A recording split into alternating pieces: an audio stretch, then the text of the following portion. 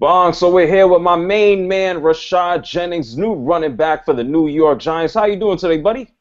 Hey man, I'm good, man. I'm good. How you? I'm living. I know you had a game last night. How you feeling so far right now?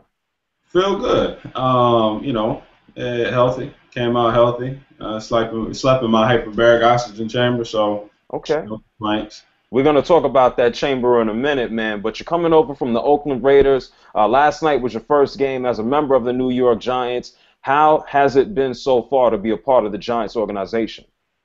Be a part of the Giants organization is honorable. I'm humbled by it. Being a part of a franchise that is so strategic, has done so much for the NFL. That's won the ship several times under the leadership of Tom Coughlin. There's many reasons, and also in New York, there's no other better place to play. So it's so many reasons why I'm excited to be here, and we got a lot of work to do, and I'm ready. I'm up for the challenge, and I'm excited to be a Giant. I can dig it. Now, we got a question that came in on Twitter. Big Bruno 69. What are your goals as a member of the New York Giants, and what type of contribution can the fans expect from you? Goals. So I'm a little weird about certain words, and goals is one of those things. I'm careful about them because sometimes setting goals can limit you.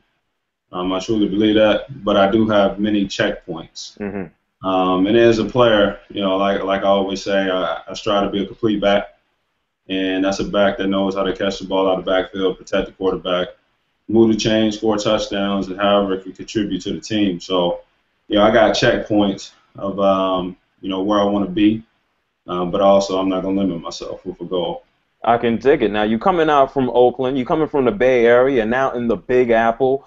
What are you looking forward to the most about the city off the football field? What do you want to see?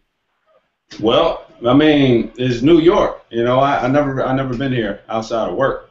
Now that I'm living here, I get to move around the city a little bit, and I'm anxious to try out every great sushi restaurant. Okay, I think I may have to take you around town a little bit, my man. Yeah, we could do that. I'm a sushi fan. I want to do some poetry. I want to do some spoken word. I want to try out some of these dance studios. Um, I got some private guitar lessons. I'm continuing to grow in that. Um, just whatever the city has to offer. I'm interested in the history, the museums, all the great arts, music. I'm into a lot of things, so I'm kind of towards us. It sounds like it, man. Well, you talk about spoken word and food and all that. I think you're gonna have to come up to Harlem with me, but we gonna set it up, my man. We gonna set it up. Let's do it. Piece of cake. So another question. You have all of these interests, and you even spoke about you slept in your hyperbaric chamber. What's that about? Fill everybody in. How long have you been doing that? Yeah, so the hyperbaric, well, my rookie year, coming into the league, I made an initial investment, and that was to purchase a hyperbaric oxygen chamber. And I was blessed to be around a family and a doctor. Her name is Dr. Julie Buckley. Awesome. It's just like my second mom. And she introduced me and taught me so much about the health industry. And instead of buying a new car entering into the league, I kept the same car that I rode throughout high school, and I said I'm gonna ride it till the wheels fall off. Wow. A funny story, I really did. The wheels fell off of it. I was driving to the airport. Literally, the wheels literally fell off. Literally, I was driving to the airport to pick up a friend, Okay. and the wheel fell off, and One so I wheel. kind of ate my words there. But my first year, instead of buying a car, I bought a hyperbaric oxygen chamber because I wanted to make an investment. You can't control the stock market, but I can control how hard I work. Absolutely. So what it does is it puts me under sea level, 15 feet below, 4.1 psi, and it pumps in oxygen, and it heals you on a cellular level. It speeds up the recovery in half, whatever it may be. And it's awesome, man. I really wish it didn't work as well as it does because it's not convenient. Hmm. But I always say I'm a believer. If it works a little bit, I want a lot of it. And that's one of the things that kind of elevates my game. And it's been allowing me to catch up with my maturity in the NFL. That's cool. That's awesome. I think I may have to find myself one just for those hard days that I play basketball. But I know it's no comparison to what you deal with as an NFL running And back. I'll tell you though, don't do it though, because you're gonna realize the first time you get in it, Right. everybody who's done it, all my friends who's tried it, when you get out of it, you're gonna realize how toxic this air is that we breathe every single day. I'm gonna feel like $1 trillion, right? Is that what it is? You're gonna feel something like it. I think I'm gonna have to talk to you about that. We got another question that comes in via SDOSK18, and it has to do with your recovery. How was it to play your first game as a Giant in the Hall of Fame game? I know Michael Strahan was milling around and pumping dudes up. How was that? Yeah, that was humbling. Again, at the Hall of Fame, I remember last week in the middle of practice, we're sipping some water. Tom Coughlin gave us a little break, and I asked one of my teammates. I said, "Hey, bro, look where we at." And he looked around, it's like, "Rashad, we at practice." I said, "Nah, like think about it. We're in the NFL," and caught him off guard. And then I said, we're at the highest at our profession. You can't get any higher than the NFL in this sport. Mm-hmm. And he said, "You know what, man? We, start thinking about it." And I said, "This weekend we get to honor those who did the highest performance at this sport, and so honoring the greats, who did it at their did it at their greatest in this profession, and the induction of Michael Strahan. He did so much for the organization, for the franchise, and how hard he played, and all the stories that he left behind. It was an honor to go out there and play on his behalf and get a win for him. And I know that meant a lot to him and the organization and all the lives that he's touched. So that was humbling, and also to walk the Hall of Fame and see all the greatest, the guys you grew up watching, that you wanted to be like every single day out on the backyard playing two-hand touch, thinking thinking I'm Eric Dickerson or Jim Brown or whoever it may be. To see those guys and to see those faces, yeah, it's rewarding, and so I never take that for granted. That's awesome, and then we have a little bit of a change of pace here.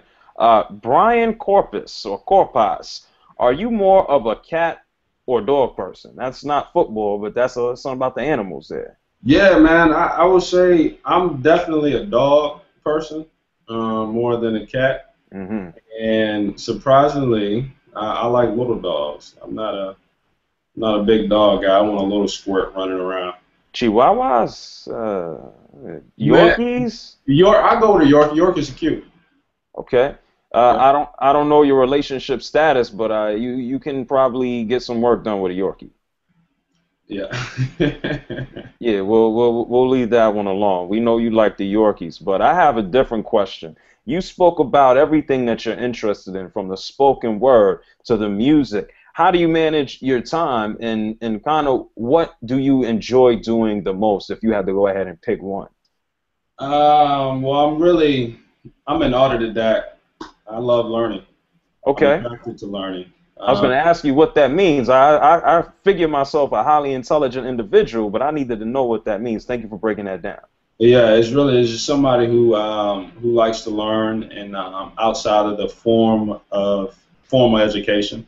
Mm-hmm. Yeah, I'm a true believer in curiosity outperforms formal education any day, and so wherever I can learn, and it's important to me. I love to be read. I love to read everything because in high school I had a .6 GPA average, and not because I wasn't able to do the work, or not because I was a bad kid or anything, which because I was the kid who kind of thought he was smarter in school, which clearly I wasn't. But I never, and every single one of my teachers and professors, always encouraged me, because I would ask questions that was thought provoking or required more research. So, I've really never changed. I'm really a dork at heart that's trapped inside his body and decided to play football. Okay, we're gonna have to drag you up and down Museum Mile in New York City, right off Central Park. You can hit all the museums up. But what events have you hit up so far in the city? Have you gone anywhere interesting, exciting? Yeah, I got to go to the Guggenheim Museum. Nice. That was interesting. And seeing all the arts. So you've Uh, already been to Museum Mile. yeah, I've been over there in that part. That was fun. The Guggenheim, that's it? Everything that goes on in New York City, the Guggenheim? That's all I've been able to get to so far. I've been ripping and running. Obviously, I'm no fool over here. I know I'm over here to play football, so That I'm playbook. that first. That playbook, right? Playbook is the most important thing. Out of all the things I'm interested in, I know why I'm here, and that's to play football. All right, now fill me in a little bit on the Hugo Boss NFL launch event. What's that about? Say that one more time. Hugo Boss NFL launch event. Oh, that was a good time. I was invited. Myself and a couple other NFL players was invited to come for the launch, and it was just a good time. Representing Hugo Boss and all the great things that they're doing, and some of the new clothes you're coming out with, and so it was a great opportunity to go out and mingle. Get a chance to meet some of the people behind the scenes that are making all the clothes that we see, and so it was a good time.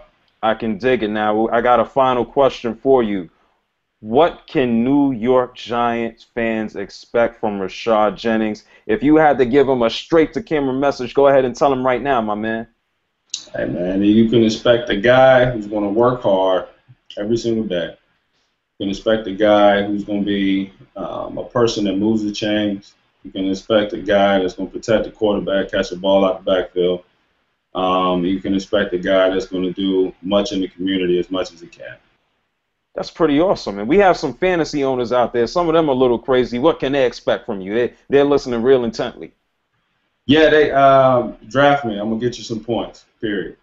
I like that. Straightforward and to the point. Where can people keep up with you online and all the great stuff you're doing, Rashad?